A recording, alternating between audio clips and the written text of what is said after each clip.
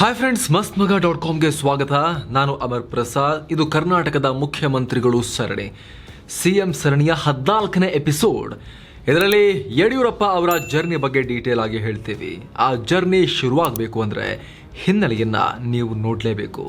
22ನೇ ಮುಖ್ಯಮಂತ್ರಿ BS Yediyurappa November 12, 2007ರಿಂದ November 19, 2007 7 ದಿನ 1943ರ February 27ನೇ ತಾರೀಕು ಮಂಡ್ಯದಲ್ಲಿ ಇವರ ಜನನ ಆಯಿತು.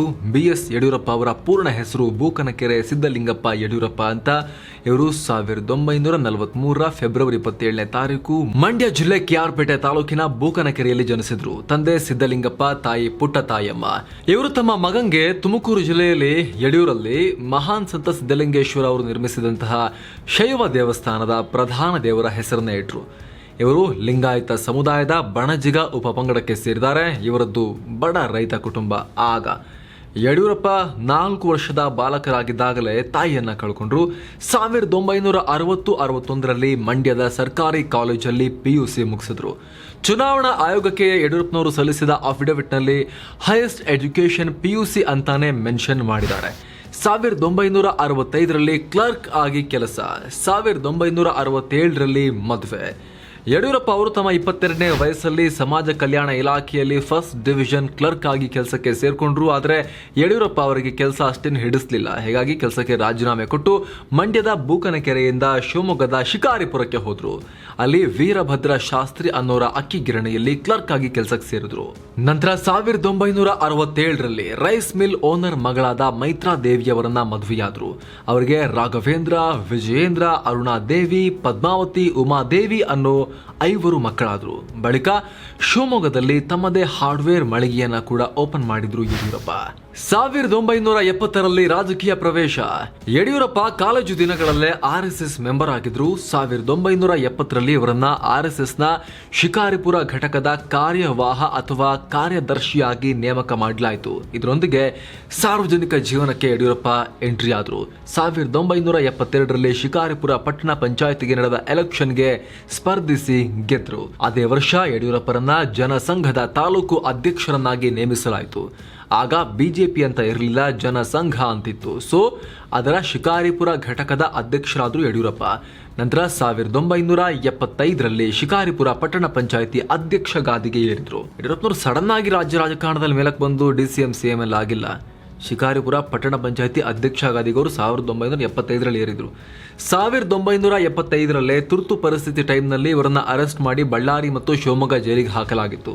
1980ರಲ್ಲಿ ಜನಸಂಘ BJP ಆಗಿ ಮರುಹುಟ್ಟನ್ನು ಪಡಿತಲ್ಲ. ಅದರಂತೆ BJPಯ ಶಿಕಾರಿಪುರ ತಾಲೂಕು ಅಧ್ಯಕ್ಷರಾದ್ರು BJPದು BS ಯಡಿಯೂರಪ್ಪನವರು. 1983ರಲ್ಲಿ ವಿಧಾನಸಭಾ ಚುನಾವಣೆ ಗೆದ್ದ BSY. ಇಂಥ ಯಡಿಯೂರಪ್ಪ 1983ರಲ್ಲಿ ವಿಧಾನಸಭಾ ಚುನಾವಣೆಗೆ ನಿಂತು ಮೊದಲ ಚುನಾವಣೆಯಲ್ಲೇ ಶಿಕಾರಿಪುರ ಕ್ಷೇತ್ರದಿಂದ ಗೆದ್ದು ವಿಧಾನಸಭೆ ಪ್ರವೇಶ ಮಾಡಿದ್ರು. 1985ರಲ್ಲಿ ಅಂದಿನ CM ರಾಮಕೃಷ್ಣ ಹೆಗಡೆ ವಿಧಾನಸಭೆಯನ್ನು ವಿಸರ್ಜಿಸಿ ಹೊಸದಾಗಿ ಚುನಾವಣೆಗೆ ಹೋದಾಗ ಶಿಕಾರಿಪುರದಲ್ಲಿ ಮತ್ತೊಮ್ಮೆ ಗೆದ್ರು BS ಯಡಿಯೂರಪ್ಪ. ಇದನ್ನು ಗಮನಿಸಿದ ಪಕ್ಷ ಅವರನ್ನ ಶಿವಮೊಗ್ಗ ಜಿಲ್ಲಾ ಘಟಕದ ಅಧ್ಯಕ್ಷರಾಗಿ ಪ್ರಮೋಟ್ ಮಾಡಿತು. ಹೀಗೆ ಹಂತ ಹಂತವಾಗಿ ಮೇಲಕ್ಕೇರಿದ ಯಡಿಯೂರಪ್ಪಗೆ 1988ರಲ್ಲಿ BJP ರಾಜ್ಯಾಧ್ಯಕ್ಷ ಪಟ್ಟ ಸಿಕ್ತು. 3 ವರ್ಷಗಳ ಕಾಲ ರಾಜ್ಯಾಧ್ಯಕ್ಷರಾಗಿ ಪಕ್ಷ ಸಂಘಟನೆ ಮಾಡಿದ್ರು ಯಡಿಯೂರಪ್ಪ. ಇದಾದ್ಮೇಲೆ BSY ಹಿಂತಿರುಗಿ ನೋಡೇ ಇಲ್ಲ. ಶಿಕಾರಿಪುರದಲ್ಲಿ ಒಂದಾದ್ಮೇಲೆ ಒಂದರಂತೆ ಚುನಾವಣೆಗಳನ್ನ ನಿಲ್ತಾ ಹೋದ್ರು, ಗೆಲ್ತಾ ಹೋದ್ರು. ಯಡಿಯೂರಪ್ಪ ಅಂದ್ರೆ ಶಿಕಾರಿಪುರ, ಶಿಕಾರಿಪುರ ಅಂದ್ರೆ ಯಡಿಯೂರಪ್ಪ ಅನ್ನೋ ರೀತಿ ಆಗೋಯ್ತು. 1994ರಲ್ಲಿ ಸಿಕ್ತು ವಿಪಕ್ಷ ನಾಯಕ ಸ್ಥಾನ. 1994ರ ಚುನಾವಣೆಯಲ್ಲಿ ದೇವೇಗೌಡರ ನೇತೃತ್ವದ ಜನತಾದಳ ಬಹುಮತ ಪಡೆದು ಅಧಿಕಾರಕ್ಕೆ ಬಂತು. ಈ ಚುನಾವಣೆಯಲ್ಲಿ ಕಾಂಗ್ರೆಸ್ ಹಿಂದಿಕ್ಕಿ BJP 2ನೇ ಅತಿದೊಡ್ಡ ಪಕ್ಷವಾಗಿ ಹೊರಹೊಮ್ಮಿತು. ಈ ಮೂಲಕ ಮೊದಲ ಬಾರಿಗೆ BJPಗೆ ಅಧಿಕೃತ ವಿಪಕ್ಷ ಸ್ಥಾನ ಸಿಕ್ತು. ಯಡಿಯೂರಪ್ಪರೇ ವಿಧಾನಸಭೆ ವಿಪಕ್ಷ ನಾಯಕರಾದ್ರು. ಈ ಮೂಲಕ BJPಯಿಂದ ವಿಪಕ್ಷ ನಾಯಕರಾದ ಮೊದಲ ನಾಯಕ ಎನಿಸಿಕೊಂಡ್ರು BS ಯಡಿಯೂರಪ್ಪ. 1999ರಲ್ಲಿ ಮೊದಲ ಸೋಲಿನ ಕಹಿ. 1999 ವಿಧಾನಸಭಾ ಚುನಾವಣೆಗೂ 1 ವರ್ಷ ಮುನ್ನ ಯಡಿಯೂರಪ್ಪ ಅವರನ್ನ ಮತ್ತೆ ಬಿಜೆಪಿ ರಾಜ್ಯಾಧ್ಯಕ್ಷರನ್ನಾಗಿ ಮಾಡಲಾಯಿತು. ಬಿಜೆಪಿ ರಾಜ್ಯಾಧ್ಯಕ್ಷ ಪ್ಲಸ್ ಪ್ರತಿಪಕ್ಷ ನಾಯಕರಾಗಿ ಯಡಿಯೂರಪ್ಪ ಫುಲ್ ಫೇಮಸ್ ಆದರೂ ಕೂಡ 1999 ಚುನಾವಣೆಯಲ್ಲಿ ಸೋತ್ ಹೋದ್ರು. ಭದ್ರಕೋಟೆ ಎನಿಸಿಕೊಂಡಿದ್ದ ಶಿಕಾರಿಪುರದಲ್ಲೇ ಸೋತ್ ಹೋದ್ರು. ಕಾಂಗ್ರೆಸ್ನ ಮಹಾಲಿಂಗಪ್ಪ ಅನ್ನೋರು ಸುಮಾರು 7,000 ಮತಗಳಿಂದ ಬಿಎಸ್ವೈಗೆ ಮೊದಲ ಬಾರಿ ಸೋಲಿನ ರುಚಿಯನ್ನ ಉಣಿಸಿದ್ರು. 99ರಲ್ಲಿ ಎಸ್.ಎಂ. ಕೃಷ್ಣ ನೇತೃತ್ವದ ಕಾಂಗ್ರೆಸ್ ಸರ್ಕಾರ ಅಧಿಕಾರಕ್ಕೆ ಬಂತು. ಬಿಜೆಪಿ 2ನೇ ಸಲ ವಿಪಕ್ಷ ಸ್ಥಾನದಲ್ಲಿ ಕೂತು. ಆದರೆ ಯಡಿಯೂರಪ್ಪ ಸೋತಿದ್ದರಿಂದ ಜಗದೀಶ್ ಶೆಟ್ಟರ್ಗೆ ವಿಪಕ್ಷ ನಾಯಕನ ಸ್ಥಾನವನ್ನ ಕೊಡಲಾಯಿತು. ಅವರು ಇನ್ನೊಬ್ಬ ಲಿಂಗಾಯತ ನಾಯಕ ಅಂತ ಗುರುತಿಸ್ಕೊಳ್ತಾ ಇದ್ರು. ಬಿಜೆಪಿ ರಾಜ್ಯಾಧ್ಯಕ್ಷ ಸ್ಥಾನದಿಂದಲೂ ಯಡಿಯೂರಪ್ಪ ಕೆಳಗಿಳಿದ್ರು. ಮತದಾರರು ಯಡಿಯೂರಪ್ಪ ಕೈ ಹಿಡಿಯದಿದ್ರೂ ಕೂಡ ಪಕ್ಷ ಮಾತ್ರ ಅವರನ್ನ ಕೈ ಬಿಡಲಿಲ್ಲ. ಬಿಎಸ್ ಯಡಿಯೂರಪ್ಪರನ್ನ ವಿಧಾನ ಪರಿಷತ್ಗೆ ಕಳಿಸ್ತು ಬಿಜೆಪಿ. 2004ರಲ್ಲಿ ಮತ್ತೊಮ್ಮೆ ವಿಪಕ್ಷ ನಾಯಕ ಸ್ಥಾನ. ಹಿಂದಿನ ಚುನಾವಣೆಯಲ್ಲಿ ಶಿಕಾರಿಪುರ ಕ್ಷೇತ್ರದಿಂದ ಸೋತಿದ್ದ ಯಡಿಯೂರಪ್ಪ 2004ರ ಚುನಾವಣೆಗೆ ಮತ್ತೆ ಅದೇ ಕ್ಷೇತ್ರದಿಂದ ಅದೃಷ್ಟ ಪರೀಕ್ಷೆಗೆ ಇಳಿದ್ರು. ಈ ಸಲ ಅದೃಷ್ಟ ಅವರ ಕೈ ಹಿಡಿತು. ಯಡಿಯೂರಪ್ಪ ಗೆದ್ರು. ಅವರ ಪಕ್ಷ ಅತಿದೊಡ್ಡ ಪಕ್ಷವಾಗಿ ಹೊರಹೊಮ್ಮಿತು. ಆದರೆ ಯಾವ ಪಾರ್ಟಿಗೂ ಬಹುಮತ ಸಿಕ್ಕಿರಲಿಲ್ಲ. ಪರಿಸ್ಥಿತಿ ಅತಂತ್ರ ಆಗಿತ್ತು. ಇಂಥ ಟೈಮಲ್ಲಿ ಬಿಜೆಪಿಯನ್ನು ಅಧಿಕಾರದಿಂದ ದೂರ ಇಡೋಕೆ ಅಂತ ಕಾಂಗ್ರೆಸ್ ಮತ್ತು ಜೆಡಿಎಸ್ ಮೈತ್ರಿ ಮಾಡಿಕೊಂಡ್ರು. ಸರ್ಕಾರವನ್ನ ರಚಿಸಿದ್ರು. ಧರಮ್ ಸಿಂಗ್ ಮುಖ್ಯಮಂತ್ರಿ ಕೂಡ ಆದ್ರು. ಕಾಂಗ್ರೆಸ್ನ ಧರಮ್ ಸಿಂಗ್. ಈ ವೇಳೆ ಯಡಿಯೂರಪ್ಪಗೆ ಮತ್ತೊಮ್ಮೆ ವಿಧಾನಸಭೆ ವಿಪಕ್ಷ ನಾಯಕ ಸ್ಥಾನವೇ ಗತಿಯಾಯಿತು. ಪತ್ನಿ ಸಾವು, ಯಡಿಯೂರಪ್ಪ ಮೇಲೆ ಡೌಟ್. 2004ರ ಅಕ್ಟೋಬರ್ 16ನೇ ತಾರೀಕು ಯಡಿಯೂರಪ್ಪ ಅವರ ಪತ್ನಿ ಮೈತ್ರಾದೇವಿ ಅನುಮಾನಾಸ್ಪದ ರೀತಿಯಲ್ಲಿ ಮೃತಪಟ್ಟರು. ಶಿವಮೊಗ್ಗದ ವಿನೋಬ ನಗರದ ತಮ್ಮ ಮನೆಯಲ್ಲಿ ಅಂಡರ್ ಗ್ರೌಂಡ್ ಸಂಪ್ಗೆ ಮಿಸ್ ಆಗಿ ಬಿದ್ದು ಅದರಲ್ಲಿದ್ದ ನೀರಿನಲ್ಲಿ ಮುಳುಗಿ ಮೃತಪಟ್ಟಿದ್ದಾರೆ ಅಂತ ವರದಿಯಾಯಿತು. ಈ ಸಂಬಂಧ ಶಿವಮೊಗ್ಗದ ದೊಡ್ಡಪೇಟೆ ಪೊಲೀಸರು ಪ್ರಕರಣ ದಾಖಲಿಸಿಕೊಂಡು ತನಿಖೆ ಶುರು ಮಾಡಿದ್ರು. ಪೊಲೀಸರು ಸ್ಥಳ ಮಹಜರು ಮಾಡಿದಾಗ ನೀರಿನ ಸಂಪ್ 8 ಅಡಿ ಆಳ ಇತ್ತು. ಘಟನೆ ನಡೆಯುವಾಗ ಅದರಲ್ಲಿ 4 ಅಡಿಗಳಷ್ಟು ಮಾತ್ರ ನೀರಿತ್ತು. ಆದರೆ ಮೈತ್ರಾದೇವಿ ಅವರ ಎತ್ತರ 5 ಅಡಿ 5 ಇಂಚು ಅನ್ನೋ ವಿಚಾರ ಗೊತ್ತಾಯಿತು. ಇದು ಸಾಕಷ್ಟು ಅನುಮಾನಗಳಿಗೆ, ಊಹಾಪೋಹಗಳಿಗೆ ಎಡೆ ಮಾಡಿಕೊಡ್ತು. ಪತ್ನಿಯ ಅಸಹಜ ಸಾವಿನಲ್ಲಿ ಯಡಿಯೂರಪ್ಪ ಅವರ ಮೇಲೆ ಕೆಲವರು ಆರೋಪಗಳನ್ನು ಕೂಡ ಮಾಡಿದ್ರು. ಆಗ ಅವರು ವಿಪಕ್ಷ ನಾಯಕರು ಕೂಡ ಆಗಿದ್ರು. ಆದರೆ ನೀರಿನಲ್ಲಿ ಮುಳುಗಿದ್ದರಿಂದಲೇ ಮೈತ್ರಾದೇವಿ ಅವರ ಸಾವು ಸಂಭವಿಸಿದೆ ಅಂತ ಮರಣೋತ್ತರ ಪರೀಕ್ಷೆಯ ವರದಿ ಬಂತು. 2004ರಲ್ಲಿ ಸಂಭವಿಸಿದ ಮೈತ್ರಾದೇವಿ ಅವರ ಈ ಮರಣದ ಬಗ್ಗೆ 2009ರಲ್ಲಿ ವಕೀಲರೊಬ್ಬರು ಕೋರ್ಟ್ ಮೆಟ್ಟಿಲೇರಿದ್ರು.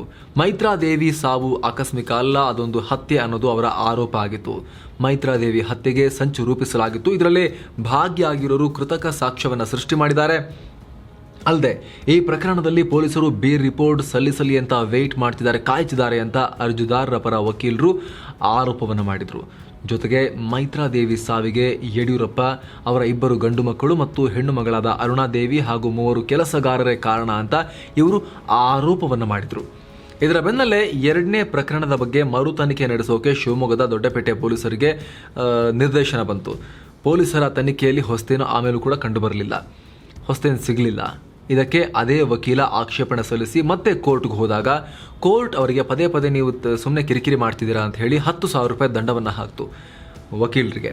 2019ರಲ್ಲಿ ದೋಸ್ತಿ ಸರ್ಕಾರ ಪತನ ಆದಾಗ ಮಾತನಾಡಿದ್ದ ಕುಮಾರಸ್ವಾಮಿ ಅವರು ಯಡಿಯೂರಪ್ಪ ಅವರ ಪತ್ನಿ ಮೈತ್ರಾದೇವಿಯವರ ಈ ಸಾವಿನ ಪ್ರಕರಣಕ್ಕೆ ಸಂಬಂಧಪಟ್ಟ ಹಾಗೆ ಅನುಮಾನ ವ್ಯಕ್ತಪಡಿಸಿದ್ರು. ಕುಮಾರಸ್ವಾಮಿ ಅವರ ಸಾವು ಸಹಜವಾಗಿರಲಿಲ್ಲ.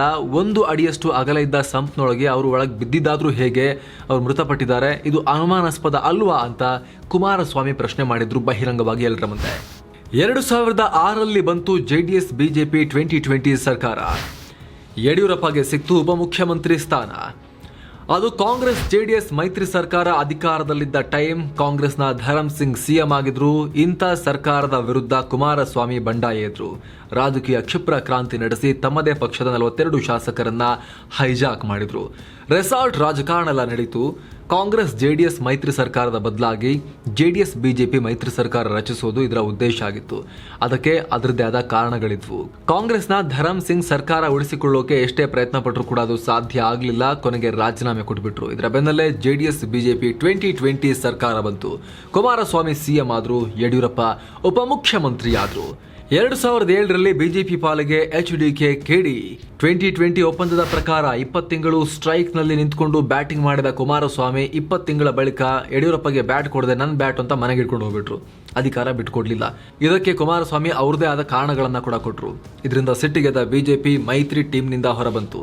ಕುಮಾರಸ್ವಾಮಿ ಸರ್ಕಾರಕ್ಕೆ ನೀಡಿದ್ದ ಬೆಂಬಲವನ್ನ ಬಿಜೆಪಿ ವಾಪಸ್ ಪಡೆಯಿತು. ಸರ್ಕಾರ ಮೈನಾರಿಟಿಗೆ ಕುಸಿದ ಪರಿಣಾಮ ಆಟೋಮ್ಯಾಟಿಕಲಿ ಕುಮಾರಸ್ವಾಮಿ ರಾಜೀನಾಮೆ ಕೊಡಬೇಕಾಗಿ ಬಂತು. ಇದರ ಬೆನ್ನಲ್ಲೇ ರಾಜ್ಯಪಾಲರು ರಾಷ್ಟ್ರಪತಿ ಆಡಳಿತ ಹೇರೋಕೆ ಕೇಂದ್ರ ಸರ್ಕಾರಕ್ಕೆ ಶಿಫಾರಸು ಮಾಡಿದ್ರು.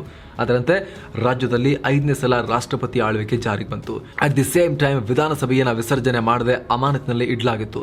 ಒಂದು ವೇಳೆ ಅಸೆಂಬ್ಲಿ ವಿಸರ್ಜನೆ ಮಾಡಿದ್ರೆ ಹೊಸದಾಗಿ ಚುನಾವಣೆ ನಡೀಬೇಕಾಗಿತ್ತು.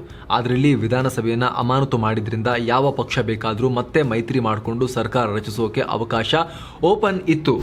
ಕಾಂಗ್ರೆಸ್ ಜೆಡಿಎಸ್ ಮೈತ್ರಿಗೆ MP Prakash circus. Kumaraswamy versus MP Prakash ಬಣಗಳ ಫೈಟ್. ಯಾರು ಬೇಕಾದರೂ ಮೈತ್ರಿ ಮಾಡಿಕೊಂಡು ಸರ್ಕಾರ ಮಾಡೋಕೆ ಅವಕಾಶ ಇದ್ದಿದ್ದರಿಂದ ಜೆಡಿಎಸ್ ಜೊತೆ ಮತ್ತೆ ಮೈತ್ರಿ ಮಾಡಿಕೊಂಡು ಸರ್ಕಾರ ಮಾಡೋ ಸಾಧ್ಯತೆ ಬಗ್ಗೆ ಕಾಂಗ್ರೆಸ್ನಲ್ಲಿ ಚರ್ಚೆ ಶುರುವಾಯಿತು. ಅದರಂತೆ ಜೆಡಿಎಸ್ನ ಹಿರಿಯ ನಾಯಕ ಎಂಪಿ ಪ್ರಕಾಶ್ ಕಾಂಗ್ರೆಸ್ ಜೊತೆಗೆ ಮೈತ್ರಿ ಕುದುರಿಸೋಕೆ ಸಾಕಷ್ಟು ಪ್ರಯತ್ನ ಪಟ್ಟರು. ಆದರೆ ಈ ಟೈಮ್ನಲ್ಲಿ ಕಾಂಗ್ರೆಸ್ ಹಿಂದೇಟು ಹಾಕ್ತು. ಜೆಡಿಎಸ್ ಬಿಟ್ಟು ಕಾಂಗ್ರೆಸ್ ಸೇರಿದ್ದ ಸಿದ್ದರಾಮಯ್ಯ ಹಾಗೂ ಕಾಂಗ್ರೆಸ್ ನಾಯಕರಾದ ಡಿಕೆ ಶಿವಕುಮಾರ್, ಆರ್.ಎಲ್. ಜಾಲಪ್ಪ ಮುಂತಾದವರಿಗೆ ಜೆಡಿಎಸ್ ಜೊತೆ ಮತ್ತೆ ಸೇರ್ಕೊಳ್ಳೋದು ಇಷ್ಟ ಇರಲಿಲ್ಲ. ಹಾಗೇನಾದ್ರೂ ಮಾಡಿದ್ರೆ ಕಾಂಗ್ರೆಸ್ ಪಕ್ಷ ವಿವಿಧ ಬಣಗಳಾಗಿ ಒಡೆದು ಹೋಗೋ ಆತಂಕ ಇತ್ತು.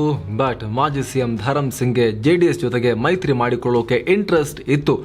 ಬಟ್ ಅದು ಆಗಲಿಲ್ಲ. ಕಾಂಗ್ರೆಸ್ ಜೊತೆ ಡೀಲ್ ವರ್ಕೌಟ್ ಆಗದ ಹಿನ್ನೆಲೆಯಲ್ಲಿ ಬಿಜೆಪಿಯೊಂದಿಗೆ ಮತ್ತೆ ಫ್ರೆಂಡ್ಶಿಪ್ ಮಾಡ್ಕೊಳ್ಳೋಕೆ ಮುಂದಾಯಿತು ಜೆಡಿಎಸ್.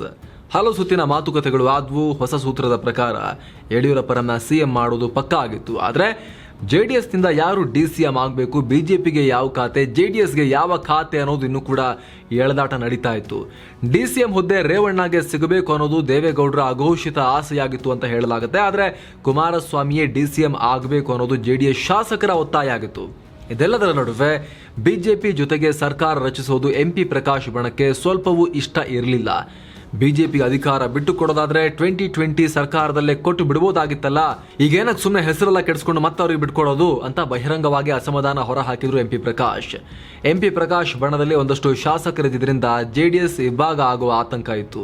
ಅಲ್ಲದೆ ಜೆಡಿಎಸ್ ಬಿಜೆಪಿ ಸರ್ಕಾರ ರಚಿಸೋಕೆ ಎಂಪಿ ಪ್ರಕಾಶ್ ಬಣದ ಶಾಸಕರ ಬೆಂಬಲ ಕೂಡ ಬೇಕಾಗಿತ್ತು. ಜೆಡಿಎಸ್ ಒಡೆಯೋಕೆ ಕಾಂಗ್ರೆಸ್ ಪ್ರಯತ್ನ ಪಡ್ತಾ ಇದೆ ಅಂತ ಕುಮಾರಸ್ವಾಮಿ ಆ ಸಂದರ್ಭದಲ್ಲಿ ಆರೋಪವನ್ನ ಕೂಡ ಮಾಡಿದ್ರು. ಬಿಜೆಪಿ ಜೆಡಿಎಸ್ ಸರ್ಕಾರ ರಚನೆಗೆ ಭಾರಿ ಸರ್ಕಸ್. ರಾಷ್ಟ್ರಪತಿ ಮುಂದೆ ಪರೇಡ್ ಮಾಡಿದ ಶಾಸಕರು. ಇದರ ನಡುವೆ 2007 ಅಕ್ಟೋಬರ್ 27ನೇ ತಾರೀಕು ಜೆಡಿಎಸ್ ಶಾಸಕರು ರಾಜ್ಯಪಾಲರನ್ನ ಭೇಟಿಯಾಗಿ ನಾವು ಬಿಜೆಪಿ ಸರ್ಕಾರ ರಚನೆ ಆಗೋಕೆ ಸಪೋರ್ಟ್ ಮಾಡ್ತೀವಿ ಅನ್ನೋ ಪತ್ರವನ್ನ ಕೊಟ್ಟರು. ಮತ್ತೊಂದು ಕಡೆ ಬಿಜೆಪಿ ಕೂಡ ರಾಜ್ಯಪಾಲರನ್ನ ಭೇಟಿ ಮಾಡಿ ಸರ್ಕಾರ ರಚಿಸೋಕೆ ನಮಗೆ ಆಹ್ವಾನ ಕೊಡಿ ಅಂತ ಕೇಳಿದ್ರು. ಕುಮಾರಸ್ವಾಮಿ ತಮ್ಮ ಬೆಂಬಲಿಗ ಶಾಸಕರನ್ನ ರೆಸಾರ್ಟ್ಗೆ ಶಿಫ್ಟ್ ಮಾಡಿದ್ರು. ಬಳಿಕ ಎಂಪಿ ಪ್ರಕಾಶ್ ಕೂಡ ತಾವು ದೇವೇಗೌಡರ ಪರವಾಗಿದ್ದೇನೆ ಅಂತ ಘೋಷಿಸಿದ್ರು. ಆದರೆ ಸರ್ಕಾರ ರಚಿಸೋಕೆ ಬಿಜೆಪಿ ಜೆಡಿಎಸ್ಗೆ ಆಹ್ವಾನ ಕೊಡೋಕೆ ರಾಜ್ಯಪಾಲರು ತಡ ಮಾಡ್ತಿದ್ದಾರೆ ಅನ್ನೋದು ಎರಡು ಪಕ್ಷಗಳ ಆತಂಕಕ್ಕೆ ಕಾರಣ ಆಗಿತ್ತು. ಮತ್ತೊಂದು ಕಡೆ ಕಾಂಗ್ರೆಸ್ ಕೂಡ ವಿಧಾನಸಭೆ ವಿಸರ್ಜಿಸಬೇಕು, ಹೊಸದಾಗಿ ಚುನಾವಣೆಗೆ ಹೋಗಬೇಕು ಅಂತ ರಾಜ್ಯಪಾಲರಿಗೆ ಪದೇ ಪದೇ ಮನವಿ ಮಾಡ್ತಾ ಇದ್ರು. ಈ ನಡುವೆ ಬಿಜೆಪಿ ಜೆಡಿಎಸ್ ಶಾಸಕರ ಸಭೆ ನಡೆದು ಯಡಿಯೂರಪ್ಪರನ್ನ ತಮ್ಮ ನಾಯಕ ಅಂತ ಆಯ್ಕೆ ಮಾಡಿಕೊಂಡೇ ಬಿಟ್ರು. ಅಲ್ಲದೆ ಈ ಕುರಿತ ಪತ್ರವನ್ನ ರಾಜ್ಯಪಾಲರಿಗೆ ಹಸ್ತಾಂತರ ಮಾಡಲಾಯಿತು. ಕೇಂದ್ರ ಸರ್ಕಾರದ ಮೇಲೂ ಕೂಡ ಒತ್ತಡ ಹೆಚ್ಚಾಯಿತು, ಅವಕಾಶ ಕೊಡಬೇಕೀಗ ಅಂತ. ಬಿಜೆಪಿ ರಾಷ್ಟ್ರೀಯ ನಾಯಕರಾದ ಎಲ್.ಕೆ. ಅಡ್ವಾಣಿ ಮತ್ತು ರಾಜನಾಥ್ ಸಿಂಗ್ ಅವರ ನಿಯೋಗ ಪ್ರಧಾನಿ ಮನಮೋಹನ್ ಸಿಂಗ್ರನ್ನ ಭೇಟಿಯಾಗಿ ಒತ್ತಡ ಹೇರಿದ್ರು. ಸುಷ್ಮಾ ಸ್ವರಾಜ್ ಅಂತೂ ಕರ್ನಾಟಕದಲ್ಲಿ ಬಿಜೆಪಿ ಜೆಡಿಎಸ್ ಸರ್ಕಾರ ರಚಿಸೋಕೆ ಆಹ್ವಾನ ಕೊಟ್ಟಿಲ್ಲ ಅಂದ್ರೆ ಬಿಜೆಪಿ ಶಾಸಕರನ್ನ ರಾಷ್ಟ್ರಪತಿ ಮುಂದೆ ಪರೇಡ್ ಮಾಡಿಸ್ತೀವಿ ಅಂತ ಹೇಳಿಬಿಟ್ರು. ಕೊನೆಗೆ ಬಿಜೆಪಿ ಜೆಡಿಎಸ್ ಶಾಸಕರು ರಾಷ್ಟ್ರಪತಿ ಪ್ರತಿಭಾ ಪಾಟೀಲ್ ಮುಂದೆ ಹೋಗಿ ಶಕ್ತಿ ಪ್ರದರ್ಶನ ಮಾಡೂ ಬಿಟ್ರು. ಇಲ್ಲಿ ಎಚ್.ಡಿ. ರೇವಣ್ಣ ಸೇರಿ ಜೆಡಿಎಸ್ನ 4 ಶಾಸಕರ ಅಬ್ಸೆನ್ಸ್, ಗೈರು ಹಾಜರಿ, ಅನುಪಸ್ಥಿತಿ ಎದ್ದು ಕಾಣ್ತಾ ಇತ್ತು. ದೇವೇಗೌಡರ 12 ಕಂಡೀಷನ್ ಬಿಜೆಪಿಗೆ ಸುಸ್ತು. ಇಂಗ್ಲಿಷ್ನ ಯಡಿಯೂರಪ್ಪ ಹೋಗಿ ಯಡ್ಯೂರಪ್ಪ ಆಯ್ತು. ಈ ಮಧ್ಯೆ ಬಿಜೆಪಿ ಸರ್ಕಾರಕ್ಕೆ ಬೆಂಬಲ ಕೊಡಬೇಕು ಅಂದ್ರೆ ದೇವೇಗೌಡರು ಕೆಲವೊಂದು ಕಂಡೀಷನ್ಸ್ ಹಾಕಿದ್ರು. ಅಲ್ಪಸಂಖ್ಯಾತರನ್ನ ಪರಿಗಣಿಸಬೇಕು, ಜೆಡಿಎಸ್ ಪಕ್ಷದ ಜಾತ್ಯತೀತ ಇಮೇಜ್ಗೆ ಧಕ್ಕೆ ಮಾಡಬಾರದು, ಮುಂಬರುವ ಲೋಕಸಭಾ ಚುನಾವಣೆಯನ್ನ ಎರಡೂ ಪಾರ್ಟಿ ಪ್ರತ್ಯೇಕವಾಗಿ ಫೇಸ್ ಮಾಡಬೇಕು ಅನ್ನೋದು ಸೇರಿ ಒಟ್ಟು 12 ಕಂಡೀಷನ್ಗಳಿದ್ವು. ಉಭಯ ಪಕ್ಷದ ನಾಯಕರು ಮಾತನಾಡಿದನ್ನ ಸಾರ್ಟ್ ಔಟ್ ಮಾಡಿದ್ರು ಅಂತ ಹೇಳಲಾಯಿತು. ಎಷ್ಟೆಲ್ಲ ಆದರೂ ಕೂಡ ಸರ್ಕಾರ ರಚನೆಗೆ ಆಹ್ವಾನ ಬಂದಿರಲಿಲ್ಲ. ಹೀಗಾಗಿ ದೇವೇಗೌಡರ ಥರ ಜ್ಯೋತಿಷ್ಯವನ್ನ ಹೆಚ್ಚು ನಂಬ್ತಾ ಇದ್ದ ಯಡಿಯೂರಪ್ಪನವರು ಕೂಡ ಟೆಂಪಲ್ ರನ್ ಶುರು ಮಾಡಿದ್ರು. ಇದೇ ಟೈಮ್ನಲ್ಲಿ ತಮ್ಮ ಹೆಸರಲ್ಲಿದ್ದ ಇಂಗ್ಲಿಷ್ನ ಐ ಅಕ್ಷರವನ್ನ ಕೈಬಿಟ್ಟು ಡಿ ಅಕ್ಷರವನ್ನ ಇನ್ನೊಂದು ಸೇರಿಸಿಬಿಟ್ರು. ಅಲ್ಲಿ ಈ ಸ್ಕ್ರೀನ್ನಲ್ಲಿ ನೋಡಿ ಇ ಯಡಿಯೂರಪ್ಪ ಹೋಗಿ ಇ ಯಡ್ಯೂರಪ್ಪ ಆಯಿತು. ಕೊನೆಗೆ 2007 ನವೆಂಬರ್ 8ನೇ ತಾರೀಕು ರಾಜ್ಯಪಾಲರ ಕಡೆಯಿಂದ ಬಿಜೆಪಿಗೆ ಗುಡ್ ನ್ಯೂಸ್ ಬಂತು. ಸರ್ಕಾರ ರಚಿಸೋಕೆ ಗವರ್ನರ್ ಆಹ್ವಾನವನ್ನ ಕೊಟ್ಟರು. ರಾಜ್ಯಪಾಲರು ಕೊಟ್ಟ ಫೈನಲ್ ರಿಪೋರ್ಟ್ ನಂತೆ ಕರ್ನಾಟಕದಲ್ಲಿದ್ದ ರಾಷ್ಟ್ರಪತಿ ಆಳ್ವಿಕೆಗೆ ಅಂತ್ಯ ಹಾಡೋಕೆ ಕೇಂದ್ರ ಸಚಿವ ಸಂಪುಟ ಕೂಡ ಓಕೆ ಮಾಡ್ತು. ನವೆಂಬರ್ 12ಕ್ಕೆ ಸಿಎಂ ಆಗಿ ಯಡಿಯೂರಪ್ಪ ಪ್ರಮಾಣ ವಚನ. ಬಿಜೆಪಿಗೆ ಒಂದ್ ಕಡೆ ಸಂಭ್ರಮ, ಮತ್ತೊಂದ್ ಕಡೆ ಇಕ್ಕಟ್ಟಿನ ಕ್ಷಣ. ಕೊನೆಗೂ 2007 ನವೆಂಬರ್ 12ನೇ ತಾರೀಕು ವಿಧಾನಸೌಧ ಮುಂದೆ BS ಯಡಿಯೂರಪ್ಪನವರು ರಾಜ್ಯದ 19ನೇ ಮುಖ್ಯಮಂತ್ರಿಯಾಗಿ ಪ್ರಮಾಣ ವಚನವನ್ನ ಸ್ವೀಕಾರ ಮಾಡಿದ್ರು. ರಿಪೀಟ್ ಆದ ಮುಖ್ಯಮಂತ್ರಿಗಳನ್ನ ಕೂಡ ಕೌಂಟ್ ಮಾಡಿದ್ರೆ 22ನೇ ಸಿಎಂ ಆಗ್ತಾರೆ. ರಾಜ್ಯಪಾಲರಾದ ರಾಮೇಶ್ವರ್ ಠಾಕೂರ್ ಪ್ರಮಾಣ ವಚನ ಬೋಧಿಸಿದ್ರು. ಬಿಜೆಪಿ ಪಾಲಿಗೆ ಇದೊಂಥರ ಸಂಭ್ರಮದ ಕ್ಷಣ ಆಗಿತ್ತು. ಕಾರಣ ದಕ್ಷಿಣ ಭಾರತದಲ್ಲಿ ಮೊದಲ ಬಾರಿಗೆ ಬಿಜೆಪಿಯಿಂದ ಒಬ್ಬರು ಸಿಎಂ ಆಗ್ತಾ ಇದ್ರು. ಹೀಗಾಗಿ ಪ್ರಮಾಣ ವಚನ ಕಾರ್ಯಕ್ರಮಕ್ಕೆ ಬಿಜೆಪಿಯ ರಾಷ್ಟ್ರೀಯ ನಾಯಕರಾದ LK ಅಡ್ವಾಣಿ, ರಾಜನಾಥ್ ಸಿಂಗ್, ಗುಜರಾತ್ ಸಿಎಂ ನರೇಂದ್ರ ಮೋದಿ, ಭಾರತದ ಟೆಸ್ಟ್ ಕ್ಯಾಪ್ಟನ್ ಅನಿಲ್ ಕುಂಬ್ಳೆ ದಂಪತಿ, ಮಾಜಿ ಸಿಎಂ ಕುಮಾರಸ್ವಾಮಿ ಮುಂತಾದವರು ಬಂದಿದ್ರು. ಪ್ರಮಾಣ ವಚನ ಸ್ವೀಕರಿಸಿದ ತಕ್ಷಣ ಕುಮಾರಸ್ವಾಮಿ ಬಳಿಗೆ ಹೋದ ಯಡಿಯೂರಪ್ಪ ಶೇಕ್ ಹ್ಯಾಂಡ್ ಮಾಡಿದ್ರು. ಇನ್ನು ಯಡಿಯೂರಪ್ಪ ಜೊತೆಗೆ ಬಿಜೆಪಿಯ R ಅಶೋಕ, VS ಆಚಾರ್ಯ, ಗೋವಿಂದ ಕಾರಜೋಳ ಮತ್ತು ಜಗದೀಶ್ ಶೆಟ್ಟರ್ 4 ಮಾತ್ರ ಸಚಿವರಾಗಿ ಪ್ರಮಾಣ ವಚನವನ್ನ ಸ್ವೀಕಾರ ಮಾಡಿದ್ರು. ಇನ್ನು ಪ್ರಮಾಣ ವಚನ ಕಾರ್ಯಕ್ರಮಕ್ಕೆ ಬಂದಿದ್ದ ಮೋದಿ ಮಾಧ್ಯಮಗಳ ಮುಂದೆ ಮಾತನಾಡುವಾಗ ಕರ್ನಾಟಕ ಕೂಡ ಗುಜರಾತ್ ಮಾಡೆಲ್ ಅನ್ನ ಫಾಲೋ ಮಾಡುತ್ತೆ ಅಂತ ಹೇಳಿದ್ರು. ತಕ್ಷಣ ಇದಕ್ಕೆ ಒಂದು ಸ್ಪಷ್ಟೀಕರಣ ಕೊಟ್ಟ ರಾಜನಾಥ್ ಸಿಂಗ್, ಗುಜರಾತ್ ಮಾಡೆಲ್ ಅಂದ್ರೆ ಡೆವಲಪ್ಮೆಂಟ್ ಮಾಡೆಲ್ ಅಂತ ಹೇಳಿದ್ರು. ಯಡಿಯೂರಪ್ಪ ಸಿಎಂ ಆದ್ರೂ ಬಿಜೆಪಿಗೆ ಸಪೋರ್ಟ್ ಮಾಡೋದಾಗಿ ಹೇಳಿದ್ದ JDS ನಡೆ ಇನ್ನೂ ಕೂಡ ನಿಗೂಢವಾಗಿತ್ತು. ಯಡಿಯೂರಪ್ಪ ಜೊತೆ ಯಾವ JDS ಶಾಸಕರು ಕೂಡ ಸಚಿವರಾಗಿ ಪ್ರಮಾಣ ವಚನ ಸ್ವೀಕರಿಸಿರಲಿಲ್ಲ. ಇದೊಂಥರ ಬಿಜೆಪಿಗೆ ತಲೆನೋವನ್ನ ಹೆಚ್ಚು ಮಾಡಿತ್ತು. ಬಹುಶಃ ದೇವೇಗೌಡರು ಹಾಕಿದ ಕೆಲವೊಂದು ಕಂಡೀಷನ್ ಅನ್ನ ಬಿಜೆಪಿ ಇನ್ನೂ ಕೂಡ ಒಪ್ಪಿಲ್ಲ ಅನ್ಸುತ್ತೆ, ಅಥವಾ ಸರ್ಕಾರಕ್ಕೆ ಹೊರಗಿಂದ ಬೆಂಬಲ ಕೊಟ್ಟರೆ ಸಾಕು ಅನ್ನೋ ನಿರ್ಧಾರಕ್ಕೆ JDS ಬಂದ್ಬಿಡ್ತಾ ಅನ್ನೋ ಅನುಮಾನ ಕೂಡ ಮೂಡ್ತು. ಇನ್ನೊಂದು ಮೂಲದ ಪ್ರಕಾರ ಪ್ರಮಾಣ ವಚನ ಕಾರ್ಯಕ್ರಮ ಸಂಪೂರ್ಣ ಬಿಜೆಪಿ ಮಯ ಆಗೋದು ಪಕ್ಕಾ ಆಗಿತ್ತು. ಅದರಿಂದ ಅಂತರ ಕಾಯ್ದುಕೊಳ್ಳೋದು JDS ನ ಉದ್ದೇಶ ಆಗಿತ್ತು ಅಂತ ಹೇಳಲಾಯಿತು. ಈ ಬಗ್ಗೆ ಸ್ಪಷ್ಟೀಕರಣ ಕೊಟ್ಟ JDS, ಯಡಿಯೂರಪ್ಪ ಬಹುಮತ ಸಾಬೀತುಪಡಿಸಿದ ಬಳಿಕವಷ್ಟೇ JDS ಸಚಿವರು ಪ್ರಮಾಣ ವಚನವನ್ನ ಸ್ವೀಕಾರ ಮಾಡ್ತಾರೆ. DCM ಯಾರು ಅಂತ ಆಮೇಲೇನೆ ಅನೌನ್ಸ್ ಮಾಡ್ತೀವಿ ಅಂತ ಹೇಳ್ತು. 7 ದಿನಗಳಲ್ಲೇ ನುಚ್ಚು ನೂರಾಯಿತು BSY ಬಿಜೆಪಿ ಕನಸು. ಯಡಿಯೂರಪ್ಪ ಪರ ವೋಟ್ ಹಾಕದ JDS. ಯಡಿಯೂರಪ್ಪ ಅಧಿಕಾರ ವಹಿಸಿಕೊಂಡ 8 ದಿನಗಳ ಒಳಗಾಗಿ ಬಹುಮತ ಸಾಬೀತುಪಡಿಸಬೇಕು ಅಂತ ರಾಜ್ಯಪಾಲರಿಂದ ಸೂಚನೆ ಬಂತು. ಅದರಂತೆ ಯಡಿಯೂರಪ್ಪ ನವೆಂಬರ್ 19ಕ್ಕೆ ಫ್ಲೋರ್ ಟೆಸ್ಟ್ಗೆ ಹೋಗೋಕೆ, ಬಹುಮತ ಸಾಬೀತಿಗೆ ಹೋಗೋಕೆ ನಿರ್ಧಾರ ಮಾಡಿದ್ರು. ಈ ನಡುವೆ ಯಡಿಯೂರಪ್ಪ ಮತ್ತು ಅವರ 4 ಸದಸ್ಯರ ಕ್ಯಾಬಿನೆಟ್ ತೆಗೆದುಕೊಂಡ ಕೆಲ ನಿರ್ಧಾರಗಳನ್ನು ಕುಮಾರಸ್ವಾಮಿ ಪ್ರಶ್ನೆ ಮಾಡಿದ್ರು. ಕೆಲವೊಂದು ಇಂಪಾರ್ಟೆಂಟ್ ನಿರ್ಧಾರಗಳನ್ನು ತೆಗೆದುಕೊಳ್ಳುವಾಗ ಮಿತ್ರ ಪಕ್ಷವನ್ನ ನೀವು ಸಂಪರ್ಕಿಸಬೇಕು, ಮಾತಾಡ್ಕೋಬೇಕು ನಮ್ಮ ಹತ್ರ ಅಂತ ಹೇಳಿದ್ರು. ಇದರಿಂದ ಬೇಸರಗೊಂಡ ಯಡಿಯೂರಪ್ಪ ಫ್ಲೋರ್ ಟೆಸ್ಟ್ ಆಗೋವರೆಗೆ ಯಾವುದೇ ನಿರ್ಧಾರ ತೆಗೆದುಕೊಳ್ಳಲ್ಲ ಅಂತ ಹೇಳಿಬಿಟ್ರು. ಅಧಿಕಾರ ವಹಿಸಿಕೊಂಡ 3-4 ದಿನಗಳಲ್ಲಿ BSY ತಗೊಂಡ ನಿರ್ಧಾರಗಳು ಯಾವುದು ಗೊತ್ತಾ? ಉಚಿತ ಸೈಕಲ್ ವಿತರಣೆ, ಅಧಿಕಾರಿಗಳ ವರ್ಗಾವಣೆ, ಪಡಿತರ ಚೀಟಿಯ ಪೂರೈಕೆ ಮತ್ತು ಶಿವಮೊಗ್ಗ, ಗುಲ್ಬರ್ಗದಲ್ಲಿ ಏರ್ಪೋರ್ಟ್ಗಳ ಅಭಿವೃದ್ಧಿ. ಇದೆಲ್ಲವನ್ನ ದೇವೇಗೌಡರು ಅಬ್ಸರ್ವ್ ಮಾಡ್ತಾ ಇದ್ರು. ಅಧಿಕಾರಿಗಳನ್ನ ಟ್ರಾನ್ಸ್ಫರ್ ಮಾಡುವಾಗ JDS ಅನ್ನ ಸಂಪರ್ಕಿಸಬೇಕು ಅನ್ನೋದು ಕೂಡ ದೇವೇಗೌಡರ 12 ಕಂಡೀಷನ್ಗಳಲ್ಲಿ ಒಂದಾಗಿತ್ತು. ಈ ಮಧ್ಯೆ ಯಡಿಯೂರಪ್ಪ ಫ್ಲೋರ್ ಟೆಸ್ಟ್ಗೆ, ವಿಶ್ವಾಸಮತ ಸಾಬೀತಿಗೆ ಹೋಗೋಕ್ಕೂ ಮುನ್ನ 12 ಕಂಡೀಷನ್ಗಳಿರುವಂತಹ MOU ಅಥವಾ ಮೆಮೊರಾಂಡಮ್ ಆಫ್ ಅಂಡರ್ಸ್ಟ್ಯಾಂಡಿಂಗ್ಗೆ ಬಿಜೆಪಿ ಸಹಿ ಹಾಕಬೇಕು ಅಂತ JDS ಪಟ್ಟು ಹಿಡಿತು. ಇದಕ್ಕೆ ಸೈನ್ ಹಾಕದೆ ಹೋದ್ರೆ ಫ್ಲೋರ್ ಟೆಸ್ಟ್ ವೇಳೆ ಬಿಜೆಪಿ ಪರವಾಗಿ JDS ಶಾಸಕರು ವೋಟ್ ಹಾಕಲ್ಲ ಅಂತ ಹೇಳ್ತು. ಸ್ಟಾಂಪ್ ಪೇಪರ್ ಮೇಲೆ ಈ ಕಂಡೀಷನ್ಗಳನ್ನ ಟೈಪ್ ಮಾಡಲಾಗಿತ್ತು. ಇದರಲ್ಲಿ ಕೆಲವೊಂದು ಕಂಡೀಷನ್ಸ್ಗೆ ಬಿಜೆಪಿ ಒಪ್ಪಿತ್ತು, ಇನ್ನು ಕೆಲವೊಂದು ಒಪ್ಪಿರಲಿಲ್ಲ ಬಿಜೆಪಿ. ನವೆಂಬರ್ 19ರ ಬೆಳಗ್ಗೆ 9 ಗಂಟೆವರೆಗೆ JDS ಬಿಜೆಪಿಗೆ ಟೈಮ್ ಕೊಡ್ತು. ಡೆಡ್ ಲೈನ್ ಮುಗಿತಾ ಇದ್ದ ಹಾಗೆ JDS ಶಾಸಕಾಂಗ ಪಕ್ಷದ ಸಭೆ ನಡೆಯಿತು. ಸಭೆಯಲ್ಲಿ ಎಲ್ಲ JDS ಶಾಸಕರು ಯಡಿಯೂರಪ್ಪ ವಿರುದ್ಧ ಮತ ಹಾಕಬೇಕು ಅಂತ ದೇವೇಗೌಡರು ವಿಪ್ ಜಾರಿ ಮಾಡಿಬಿಟ್ರು. ಇದರ ಬೆನ್ನಲ್ಲೇ ವಿಧಾನಸಭೆಯಲ್ಲಿ ಭಾವನಾತ್ಮಕ ಭಾಷಣ ಮಾಡಿದ CM ಯಡಿಯೂರಪ್ಪ ತಾವು CM ಸ್ಥಾನಕ್ಕೆ ರಾಜೀನಾಮೆ ಕೊಡ್ತಿರೋದಾಗಿ ಅನೌನ್ಸ್ ಮಾಡಿದ್ರು. ಅಸೆಂಬ್ಲಿಯಿಂದ ಯಡಿಯೂರಪ್ಪ ಹೊರ ಹೋಗುವಾಗ ಕಾಂಗ್ರೆಸ್ನವರು ಶೇಮ್ ಶೇಮ್ ಅಂತ ಘೋಷಣೆ ಕೂಗಿದ್ರು. ರಾಜ್ಯಪಾಲ ರಾಮೇಶ್ವರ್ ಠಾಕೂರ್ ಭೇಟಿಯಾದ BSY ರಾಜೀನಾಮೆ ಸಲ್ಲಿಸಿದ್ರು. ಅಲ್ಲಿಗೆ ಯಡಿಯೂರಪ್ಪ ಸರ್ಕಾರ 7 ದಿನಕ್ಕೆ ಪತನ ಆಯಿತು.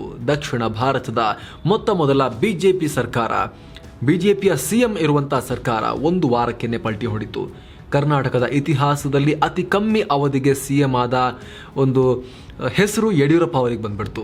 ಕೊನೆ ಕ್ಷಣದಲ್ಲಿ ಕೈಕೊಟ್ಟ JDS ಬೆನ್ನಿಗೆ ಚೂರಿ ಹಾಕ್ತು. ವಿಶ್ವಾಸ ದ್ರೋಹ, ಮಿತ್ರ ದ್ರೋಹ, ಮೈತ್ರಿ ದ್ರೋಹ, ಈ ಪ್ರಮಾಣದ ದ್ರೋಹ ನಾನು ಯಾವತ್ತೂ ಕೂಡ ನೋಡಿಲ್ಲ ಅಂತ ಯಡಿಯೂರಪ್ಪ JDS ವಿರುದ್ಧ ವಾಗ್ದಾಳಿ ಮಾಡಿದ್ರು. ಸಂಸತ್ನಲ್ಲಿ ದೇವೇಗೌಡರು ಭಾವನಾತ್ಮಕ ಭಾಷಣ ಮಾಡಿ ಸ್ಟಾಂಪ್ ಪೇಪರ್ ಸಂಸ್ಕೃತಿ ಶುರು ಮಾಡಿದ್ದೆ ಬಿಜೆಪಿ, JDS ಅಲ್ಲ. ಕಂಡೀಷನ್ಗಳು ಏನು ಅಂತ ಸ್ಟಾಂಪ್ ಪೇಪರ್ನಲ್ಲಿ ಬರೆದು ಕೊಡಿ ಅಂತ ಬಿಜೆಪಿಯವರೇ ಹೇಳಿದ್ದು. ನಂತರ ಅವರೇ ಅದಕ್ಕೆ ಸೈನ್ ಹಾಕೋಕೆ ಹಿಂದೇಟು ಹಾಕಿದ್ರು. ಇದು ನನ್ನ ಕೊನೆಯ ಭಾಷಣ ಆಗಿರ್ಬೋದು, ನಾನು ಬ್ಯಾಕ್ ಬೆಂಚರ್ ಅಂತೆಲ್ಲ ಸುಮಾರು 1 ಗಂಟೆ ಭಾಷಣ ಮಾಡಿದ್ರು. ಸಂಸತ್ನಲ್ಲಿ ದೇವೇಗೌಡರು ಹೇಳಿದ್ದೆಲ್ಲ ಸುಳ್ಳು ಅಂತ ಬಳಿಕ ಯಡಿಯೂರಪ್ಪ ಅದಕ್ಕೆ ರಿಯಾಕ್ಷನ್ ಕೊಟ್ಟರು. ಆತ ರಾಜ್ಯಪಾಲರು ರಾಜ್ಯದಲ್ಲಿ ಮತ್ತೆ ರಾಷ್ಟ್ರಪತಿ ಆಡಳಿತ ಹೇರೋಕೆ ಮತ್ತು ವಿಧಾನಸಭೆಯನ್ನ ಅಮಾನತು ಮಾಡೋಕೆ ಶಿಫಾರಸು ಮಾಡಿದ್ರು. ಅದರಂತೆ ರಾಜ್ಯದಲ್ಲಿ 6ನೇ ಸಲ ರಾಷ್ಟ್ರಪತಿ ಆಳ್ವಿಕೆ ಜಾರಿಗೆ ಬಂತು. ಅಂದಹಾಗೆ ಖಾತೆ ಹಂಚಿಕೆ ವಿಚಾರಕ್ಕೆ ಬಿಜೆಪಿ ಜೆಡಿಎಸ್ ನಡುವೆ ಉಂಟಾದ ಭಿನ್ನಾಭಿಪ್ರಾಯವೇ ಈ ಸರ್ಕಾರ ಪತನ ಆಗೋಕೆ ಕಾರಣ ಅಂತ ಹೇಳಲಾಯಿತು. ಅದರ ಹಿಂದೆ ಇಷ್ಟು ದೊಡ್ಡ ಇತಿಹಾಸವೇ ಇತ್ತು. ಯಾರು ಬೇಕಾದರೂ ಮೈತ್ರಿ ಮಾಡಿಕೊಂಡು ಸರ್ಕಾರ ರಚಿಸೋಕೆ ಮತ್ತೆ ಅವಕಾಶ ಇದ್ದಿದ್ರಿಂದ ದೇವೇಗೌಡರು ಮತ್ತೆ ಕಾಂಗ್ರೆಸ್ ಜೊತೆಗೆ ಮೈತ್ರಿ ಮಾಡಿಕೊಳ್ಳೋಕೆ ಮುಂದಾದರು ಅಂತ ಹೇಳಲಾಗುತ್ತೆ. ಅದನ್ನು ಅವರು ಬಹಿರಂಗವಾಗಿ ಎಲ್ಲೂ ಹೇಳಿಲ್ಲ. ದಿಲ್ಲಿಗೆ ಹೋಗಿ ಸೋನಿಯಾ ಗಾಂಧಿ ಭೇಟಿಯಾಗಿದ್ದು ನೋಡಿದ್ರೆ ಅದೇ ರೀತಿ ಇತ್ತು. ಆಗ ಜೆಡಿಎಸ್ ಹಿರಿಯ ನಾಯಕ MP ಪ್ರಕಾಶ್ ಕೂಡ ಕಾಂಗ್ರೆಸ್ ಜೆಡಿಎಸ್ ಸೇರಿ ಸರ್ಕಾರ ಮಾಡಬೇಕು ಅಂತ ಹೇಳಿದ್ದು ಕೂಡ ಅದೇ ರೀತಿ ಇತ್ತು. ಆದರೆ ಜೆಡಿಎಸ್ ಜೊತೆ ಮೈತ್ರಿ ಮಾಡಿಕೊಳ್ಳೋಕೆ ಕಾಂಗ್ರೆಸ್ನ ಒಳಗೇನೆ ಒಂದು ಗ್ಯಾಂಗ್ ಹಿಂದೇಟು ಹಾಕ್ತು. ಅಲ್ಲಿಗೆ ರಾಜ್ಯದಲ್ಲಿ ನಡೀತಾ ಇದ್ದ ರಾಜಕೀಯ ಹೈಡ್ರಾಮಕ್ಕೆ ಚುನಾವಣೆಯೊಂದೇ ಪರಿಹಾರ ಅನ್ನೋದು ಕನ್ಫರ್ಮ್ ಆಗಿತ್ತು. ಎಲ್ಲ ಪಕ್ಷಗಳು ಭರ್ಜರಿ ಪ್ರಚಾರ ಮಾಡಿದ್ರು. ಬಿಜೆಪಿ ಅಂತೂ ಜೆಡಿಎಸ್ ಏನೆಲ್ಲ ಮಾಡ್ತು ಅಂತ ಪಟ್ಟಿ ಮಾಡಿಕೊಂಡು ಮತಬುಟ್ಟಿಗೆ ಕೈ ಹಾಕ್ತು. ಜೆಡಿಎಸ್ನಲ್ಲಿ ಬಣ ರಾಜಕೀಯ ಜೋರಾಗಿ ಆಗ GT ದೇವೇಗೌಡರು ಸೇರಿದಂತೆ ಕೆಲ ಜೆಡಿಎಸ್ ನಾಯಕರು ಪಾರ್ಟಿಯಿಂದ ಹೊರಬಂದು ಬಿಜೆಪಿಗೆ ಸೇರ್ಕೊಂಡ್ಬಿಟ್ರು. ಹಿರಿಯ ನಾಯಕ MP Prakash Congress ಸೇರಿಬಿಟ್ರು. PGR Scindia BSP ಸೇರಿದ್ರು. ಹಾಗಿದ್ರೆ 2008ರ ಜನರಲ್ ಎಲೆಕ್ಷನ್ನಲ್ಲಿ ಏನಾಯಿತು? ಇಷ್ಟೆಲ್ಲ ರಾಜಕೀಯ ನಾಟಕ ನೋಡಿದ್ದ ರಾಜ್ಯದ ಜನ ಯಾರಿಗೆ ಅಧಿಕಾರವನ್ನು ಕೊಟ್ಟರು? ಯಡಿಯೂರಪ್ಪ ಕತೆ ಮುಂದೇನಾಯಿತು ಅನ್ನೋದನ್ನು ಕರ್ನಾಟಕ ಮುಖ್ಯಮಂತ್ರಿಗಳು ಸರಣಿಯ ಮುಂದಿನ ಎಪಿಸೋಡ್ನಲ್ಲಿ ಹೇಳ್ತೀವಿ. ಅದನ್ನು ಕೂಡ ಮಿಸ್ ಮಾಡದೆ ನೋಡಿ. Thank you so much. ಮತ್ತೆ ಭೇಟಿ ಆಗ್ತಿರೋಣ. ನಮಸ್ತೆ.